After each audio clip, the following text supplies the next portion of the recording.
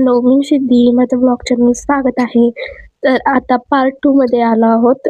तर आता आपण चाललो आहोत तुळजापूरला. तर चला तर मग आता आपण तुळजापूरला जाऊयात. तर हा पार्ट 2 खूप उशिरा येत आहे, काही कारणास्तव. तर आता आपण आलो आहोत तुळजापूरमध्ये आणि आम्ही ज्या दिवशी गेलतो तर त्या दिवशी खूप खूप खूप गर्दी होती.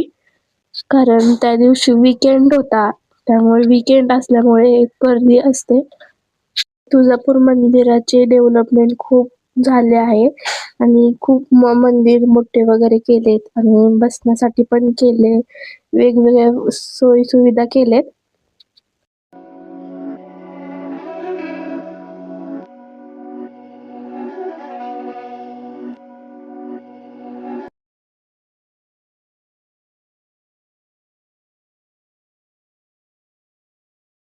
आता आम्ही मंदिरात वगैरे आलो आणि ते लाईनीसाठी आम्ही थांबलो होतो आणि पूर्ण 3.5 तास आम्ही लाईनीमध्ये थांबलो होतो.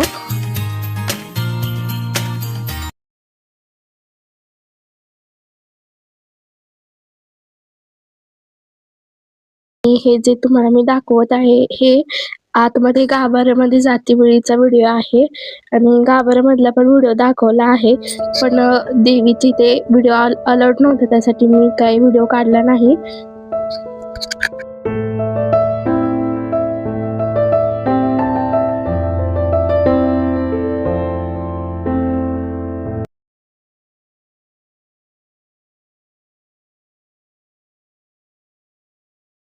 तर आमचं दर्शन वगैरे सगळं करून झालं आहे आणि आता आम्ही बाहेर आलो आणि आम्ही बाहेर आल्यानंतर अजून गर्दी वाढली.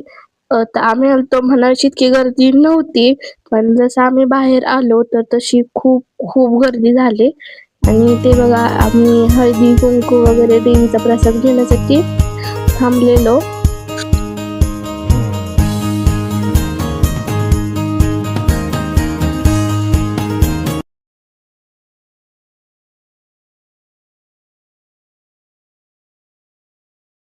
आणि आम्ही ज्या दिवशी गेलो त्या दिवशी इतका पाऊस पडला, खूप खूप पाऊस पडला आणि त्या पावसात आम्ही थांबलो होतो आणि त्यामुळे आम्हाला आणखीन उशीर झाला. पंढरपूरला जायचं होतं, पण अभावी आम्हाला काही जाता आलं नाही. पाऊस जर पडला नसता तर आम्ही लवकर पोहोचलो असतो.